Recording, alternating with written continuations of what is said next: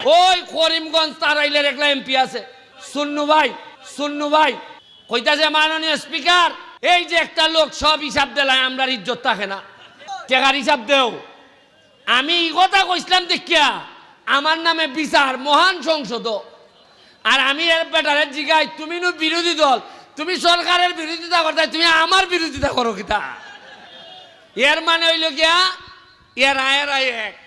আয়ের এক 4 মাস গেছে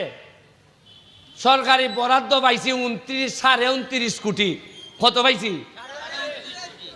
আগে জীবনে উনচুন্নি আগে থেকে ফার্স্ট টাকাও জানলাম না টাকা আইলো কোনাইন আর গেল কোনাইন দিয়া এই জায়গার মধ্যে মিটিং হয়েছে অন্তত 50টা হয়েছে না